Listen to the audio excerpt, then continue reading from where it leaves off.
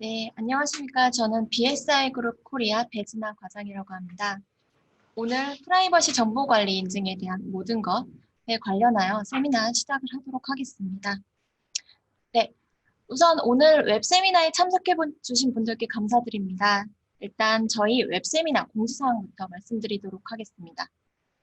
모든 참석자분들께서는 자동으로 음소거 및 비디오 없음으로 세팅되어 있습니다. 두 가지 기능을 사용하실 수가 있는데 Q&A 기능 그리고 채팅창 기능 두 가지를 사용하실 수 있습니다. 발표가 끝난 후에 만족도 설문 진행 예정입니다. 세미나 설문에 참여해 주신 분들 대상으로 스타벅스 쿠폰 5분께 제공해 드릴 예정이오니 많은 참여 부탁드리겠습니다. 그리고 저희가 고객분들께 드리는 선물로 퀴즈 세션을 준비하였습니다. 이제 세미나 위원님께서 발표를 마치시고 나서 맨 마지막에 퀴즈 세션을 준비하였으니 마지막까지 참석 꼭 부탁드리겠습니다. 퀴즈에 대한 정답은 화면 하단 채팅창에 남겨주시면 감사하겠습니다.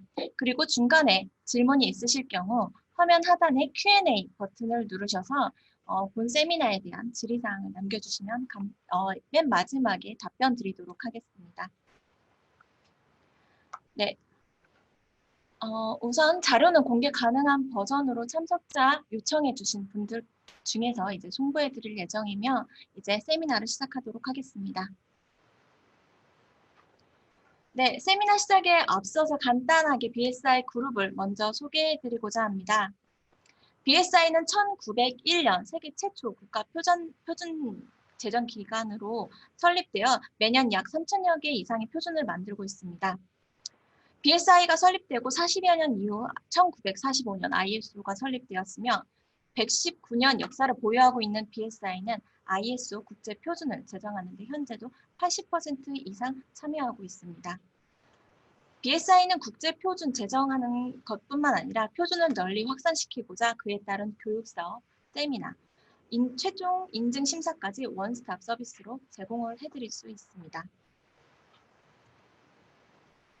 네, BSI는 세계 최초 그리고 세계 최고의 인증 기관으로서 현재 193개국 8만 4천여 개 고객사를 보유하고 있습니다.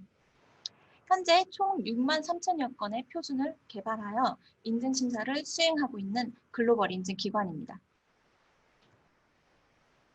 네, BSI는 전 세계적으로 고객군이 다양한 업종에 분포하고 있으며 글로벌 탑 기업들의 대다수가 BSI로부터 인증 심사를 받고 있습니다. BSI에서 제공해드리는 주요 표준은 다음과 같습니다. 품질, 환경, 안전보건, 정보보호 등 다양한 국제 표준에 대한 다양한 심사를 수행을 하고 있습니다. ISO 27001을 근간으로 한 ISO 27701 프라이버시 정보 경영 시스템도 BSI가 제정한 규격이며 국내 최초로 인증 심사를 BSI 그룹 코리아가 수행하였습니다. 네, BSI에 대한 소개는 여기까지 하도록 하겠습니다. 이제 BSI 그룹 코리아 송일섭 심사위원님께서 프라이버시 정보관리 인증의 모든 것이란 주제로 발표를 시작하도록 하겠습니다.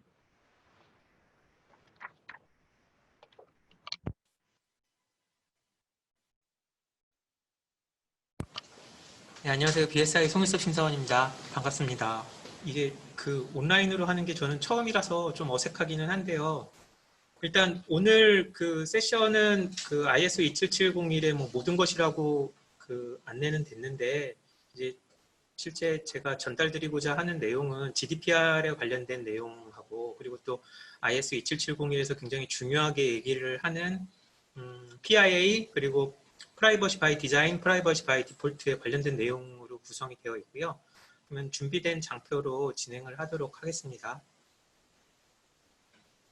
첫 번째 장표는 실제 이제 제가 설명을 드리고자 오늘 발표하고자 하는 내용은 아니고, 좀 이제 아이스 브레이킹 아니면 실제 전반적으로 GDPR에 관련돼서 기업들이 고민하는 것들에 대한 서베이 결과를 그냥 간단하게 화면으로 하나 구성을 했고요. 이게 이제 올해 나온 자료인데, 이제 작년도에 이제 GDPR에 관련된 의무사항, 요구사항들을 준수하는데 어떤 것들이 제일 어렵게 생각하느냐라고 하는 질문에 있어서 기업들이 이제 답변한 내용입니다. 그래서 첫 번째 보면 우리가 흔히 이제 GDPR 나오면서 나왔던 뭐 잊혀질 권리에 대한 것들, 그리고 데이터 이동성에 대한 것들, 그리고 이제 오늘 설명을 드리려고 하는 PIA에 관련된 내용도 포함이 되어 있고요.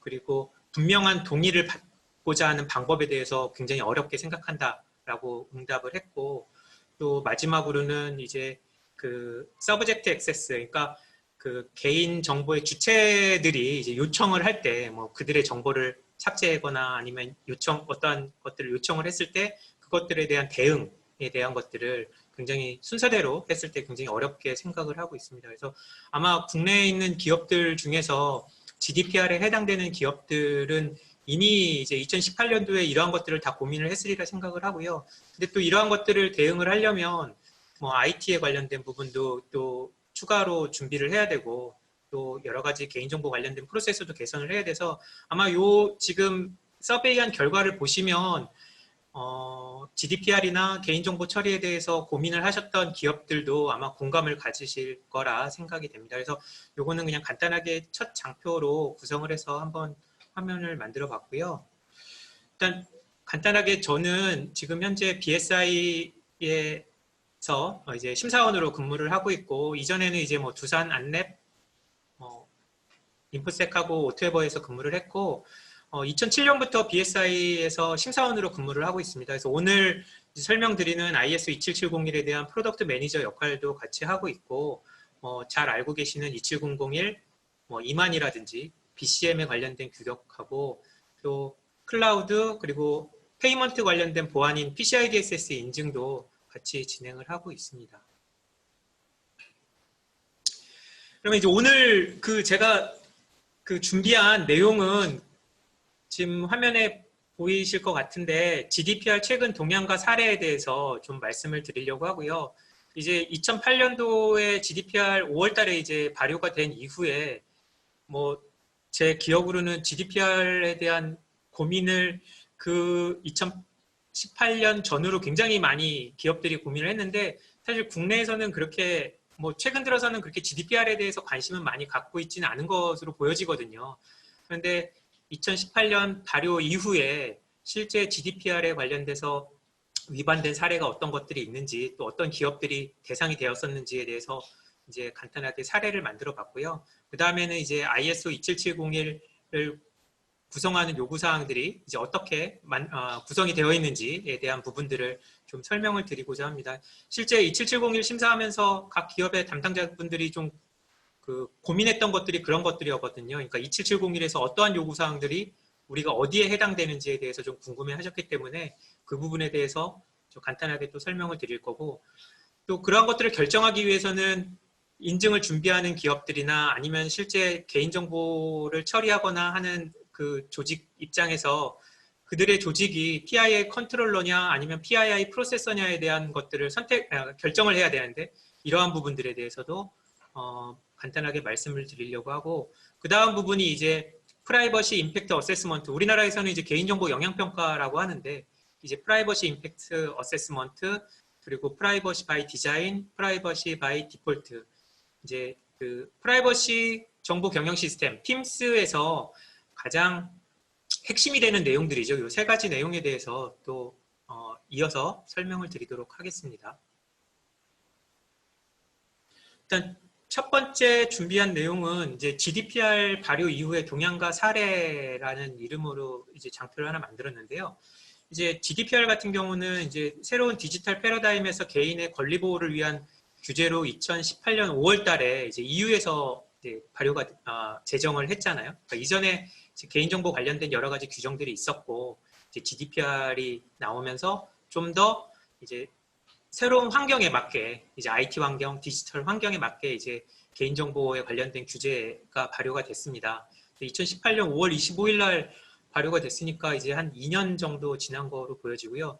이제 그 이후에 발효 이후에 EU에서는 이제 영국이 이제 그 EU에서 탈퇴하는 브렉시트도 있었고, 또 올해는 그 코로나 바이러스라고 하는 코비드 19에 대한 이슈도 있었기 때문에 이제 뒤에 가서 간단하게 말씀을 드리겠지만 GDPR의 위반 사례가 있음에도 불구하고 페널티를 아직 적용하지 못하는 사례가 있습니다. 그게 이제 다 그 코비드 19 때문에 아직까지 그런 것들이 지연됐다라고도 얘기를 하고 있는데 뭐 이러한 것들이 좀 이슈가 있었다라는 게 주된 내용이고요.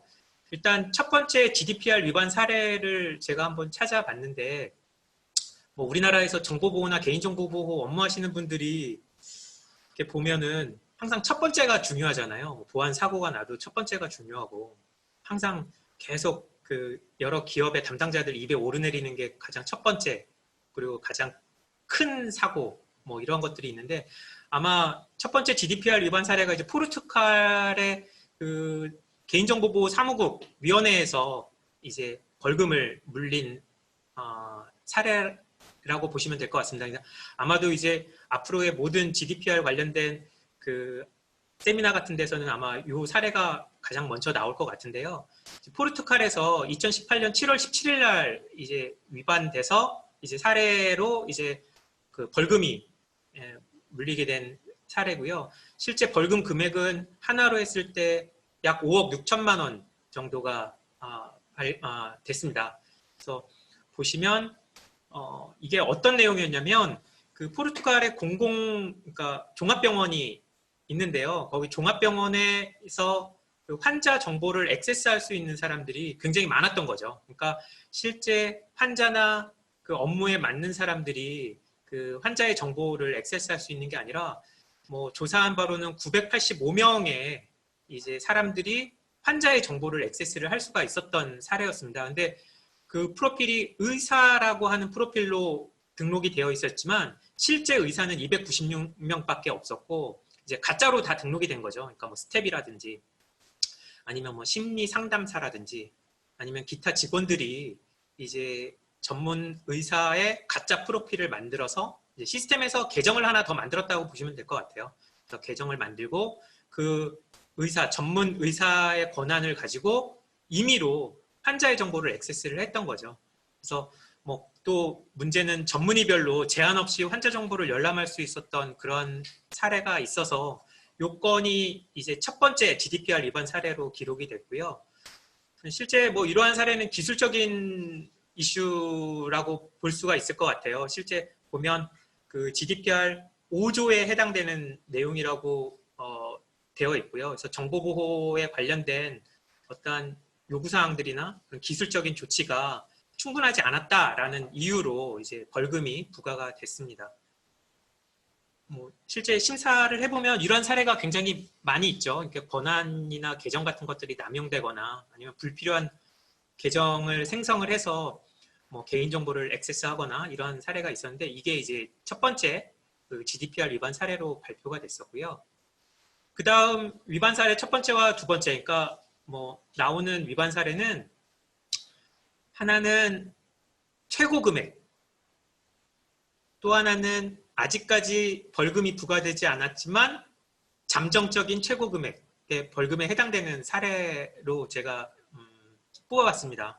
첫 번째가 보면 이제 프랑스에서 2019년 1월 21일 날 이제 결정이 돼서 벌금이 부과가 됐는데 이제 벌금이 우리나라 돈으로 704억 원 정도가 부과가 됐는데 어느 회사냐면 구글이에요. 구글. 그래서 구글 같은 경우는 이제 데이터 처리에 대한 합법적인 기준에 대해서 그런 것들이 근거나 이런 것들이 명확하지 않다라고 해서 이제 구글에게 704억 원을 이제 부과를 했는데 실제 이 704억 원이라고 하는 기준이 구글의 전체 그 매출 대비 0.05%밖에 안 된다고 하거든요. 실제 최대 그 전체 매출 금액의 4%까지 벌금 부과할 수 있다라고 되어 있는데 이제 뭐 여러 가지 법적인 그 공방이 있었겠죠. 일단은 704억 원, 0.05%로 벌금이 부과가 됐고요.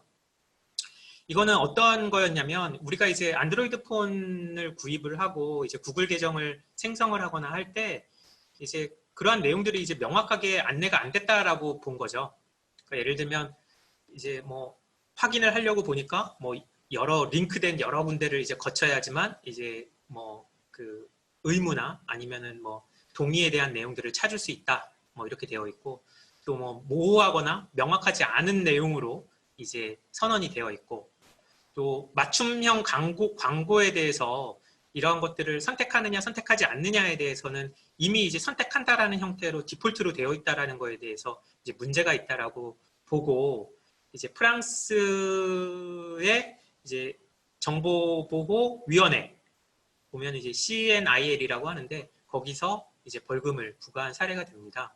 그래서 이게 이제 구글에서 제가 이제 찾아보니까 구글이 그 EU 내에서 이제 위반한 사례는, GDPR 위반한 사례는 이제 프랑스, 그리고 오스트리아, 벨기에인가 그런 것 같아요. 세 개 국가에서 아마 이제 구글이 위반으로 해서 벌금을 물게 됐고요. 그 중에 이제 제일 큰 금액이었고, 현재까지도 이 704억 원이 제일 큰 거로 확인이 되고 있고요.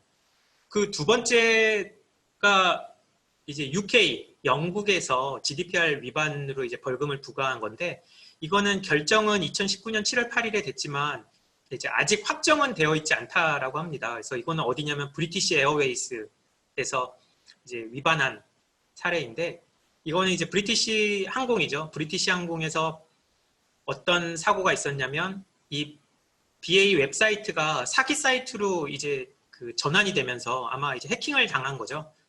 해킹을 당하면서 유출된 고객 정보, 그게 한 50만 건 된다라고 하고요. 그 50만 건에 포함되는 개인 정보에는 이제 로그인 정보, 신용카드 정보, 여행 예약 내역, 그리고 이름, 주소 같은 것들이 포함되어 있는 것들이 이제 한 50만 건이 유출이 됐고, 실제 지금 잠정적으로 벌금 부과될 금액은, 예정된 금액은 2,900억 원이라고 합니다. 현재까지는 이제 제일 큰 GDPR 위반 금액이고, 아직 벌금은 부과됐지 않다라고 합니다. 그래서 이것도 마찬가지로 그 보시면 이제 정보보호에 관련돼서 기술적인 조치와 그런 것들이 충분하지 않았다라는 사례로 이제 기록이 됐습니다. 그 다음이 이제 보면 GDPR 위반 사례라고 되어 있기는 한데, 사실은 이제 GDPR EU 쪽에서 벌금을 부과하진 않았어요. 이거는 이제 제가 뭐 GDPR 위반 사례라고 했는데, 사실 미국에서 사고가 난 거고요. 이제 캠브리지 애널리티카라고 하는 이제 기업에서 페이스북에 이제 뭐 그들이 이제 얘기하기로는 이제 학술 조사와 설문이다라고는 했지만, 이제 성격 진단 퀴즈 형태의 어떤 앱을 페이스북을 통해서 배포를 했고, 이 배포하는 과정 중에서 이제 수집하는 정보에 대해서 명확하게 알리지도 않았을 뿐만 아니라, 또 수집된 내용이 굉장히 광범위했던 거죠. 뭐 공개된 프로필이라든지 좋아요 했을 때 내가 어느 페이지를 좋아요를 했는지에 대한 것들, 생일, 또 주소지, 뭐 그들 이제 그 사용자가 보고 있는 뉴스 피드에 대한 정보, 타임라인, 그리고 위치, 뭐 이런 것들까지 이제 다 수집을 하다 보니까, 이렇게 수집한 정보를 실제로는 학술 조사나 설문 목적이라고는 했지만, 궁극적으로는 이제 정치 캠페인에 이용을 했다라고 하는 것들이 굉장히 큰 이슈로 나왔습니다. 그래서 뭐 특정 정당에 이제 활용을 하기 위해서 뭐 어느 지역에서 뭐 그 정치 캠페인을 한다라고 하는 것도 가능하고, 또 페이스북에서 특정 정보만 계속 노출되도록 하는 것도 가능하거든요. 그래서 그러한 것들 때문에 문제가 있다라고 보여졌고, 이런 것들에 대해서 이제 미국이나 인도, 이탈리아, 브라질에서는 이 캠브리지 애널리티카의 앱으로 인해서 영향을 받았다라는 것으로 지금 계속 그 법적 공방이 있고요. 미국에서는 약 6조 원을 이제 벌금으로 부과할 예정이고, 이제 유럽도 이제 해당이 되기 때문에 영국 ICO, 그러니까 영국의 개인정보위원회에서 약 50만 유로를 이제 벌금으로 부과할 예정이다라고 되어 있는데, 이것도 마찬가지로 코비드 19으로 지금 지연이 되고 있는 상황입니다. 그래서 이 캠브리지 애널리티카 같은 경우는 이제 뭐 여러 가지 GDPR에 해당되는 내용들이 많거든요. 그러니까 뭐 프로파일링에 대한 것도 해당이 될 수 있고, 또 오토매틱에 대한 것도, 오토매틱 결정, 그러니까 자동화된 결정에 대한 것도 위반이 될 수도 있고요. 뭐 이러한 내용들이 이제 GDPR의 대표적인 위반 사례로 말씀을 드렸습니다. 이게 웨비나로 하다 보니까 그 청중의 반응을 들을 수가 없으니까 이게 제가 제대로 하고 있는지를 알 수가 없네요. 일단은 제가 일방적으로 설명은 드리고는 있고요. 그 다음에 이제 뭐 국내도 마찬가지고요. 그 GDPR도 마찬가지인데 이제 그 코로나 바이러스가 코비드 19 이러한 환경에서 GDPR 이슈가 또 대두가 되고 있습니다. 그래서 국내도 그렇고 해외에도 그렇고 이제 코비드 19 추적 앱, 그러니까 트래킹 앱이 이제 계속 만들어지고 배포가 되고 있는데 또 이러한 것들이 그러면은 GDPR 위반은 아니냐, 또 개인정보보호 관련된 그 개인 사생활에 대한 침해가 아니냐라고 하는 것들이 또 이슈가 되고 있습니다. 그래서 뭐 일반적으로 이러한 것들에 대해서 뭐라고 얘기를 하냐면 사생활 보호와 뭐 사회적 이익 간의 균형이 필요하다라고 하는 뭐 원론적인 얘기를 하고 있는데 실제 그 GDPR에서는 뭐 이러한 것들에 대해서는 생명에 관련된 것들에 대해서는 뭐 예외가 될 수 있다라는 식으로 또 서술은 되어 있어요. 그래서 아마 이제 코로나 환경에서도 이제 이런 앱을 활용을 할 수밖에 없는 상황인데 이것들이 실제 뭐 사람의 생명에 진짜 직접적인 영향을 준다라고 하면은 이러한 것들도 또 예외가 될 수 있다라는 하는 부분들에 대해서는 또 뭐 알고 계셔야 될 것 같고요. 또 마찬가지로 그걸 또 보장하기 위해서 또 개인정보 프라이버시가 노출되면 안 되기 때문에 뭐 이러한 것들 같이 고려를 해야 될 것 같고요. 이러한 그 코비드 19 환경에서의 GDPR이나 또 개인정보 보호를 위해서는 뭐 오늘 계속 말씀을 드리겠지만 프라이버시 바이 디자인 그리고 디폴트에 대한 요구사항들이 명확하게 반영됐는지를 확인을 하는 게 굉장히 중요하다라고 보여집니다. 그 다음은 이제 그 GDPR 위반 추이를 한번 뽑아봤어요. 그러니까 실제 아직 제가 찾아보니까 국내 기업이 GDPR 위반한 사례는 없는 것으로 확인이 됐습니다. 굉장히 다행스러운 일이고요. 해외에서는 굉장히 많이 이제 GDPR 위반 사례가 많이 나오고 있고요.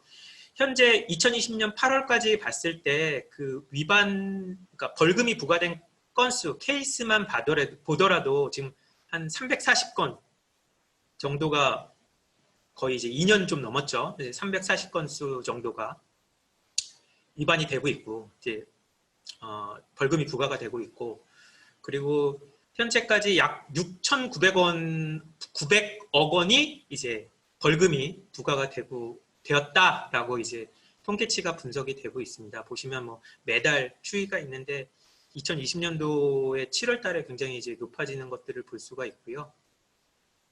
그럼 국가별로 한번 보면 지금 보면 영국이 제일 높거든요. 영국이 거의 이제 벌금 부과된 건수가 3건밖에 안 되는데 한화로 했을 때 4,500억 원 정도가 벌금으로 부과가 됐고 그 다음에 이제 이탈리아, 프랑스, 독일, 오스트리아 순으로 이제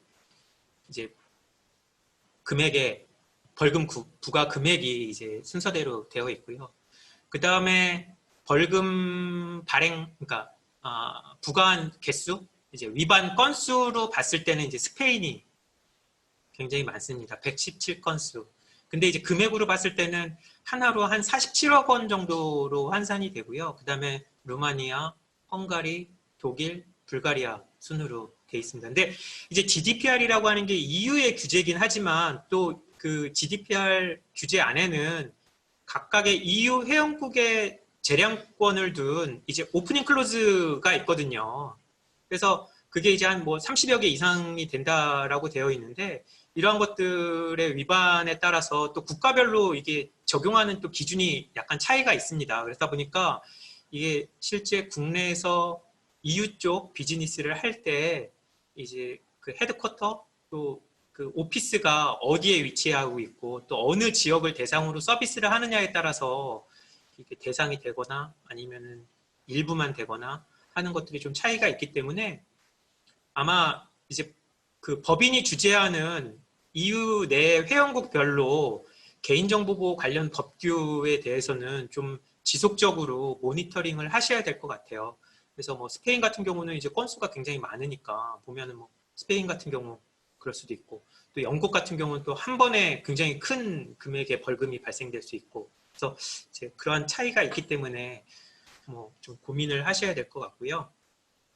그 다음에 아까 전에 제가 말씀드린 것처럼 한 340건의 위반 건수가 있다라고 했는데 지금까지 그 340건 중에서 이제 가장 많이 위반하는 게 첫 번째 보면 기술적인 그 대응을 제대로 안 했다라고 하는 것이 첫 번째 해당이 됩니다. 그래서 기술적인 결함 그리고 기술적인 대응이 불충분했다라고 하는 게 79건 해서 저게 한 5천억 원 정도 된다라고 하고요. 그 다음에 이제 데이터 처리에 대한 법적 기준이 명확하지 않다라고 하는 것들, 법적 근거 같은 것들이 부족했다라고 하는 것들도 있고,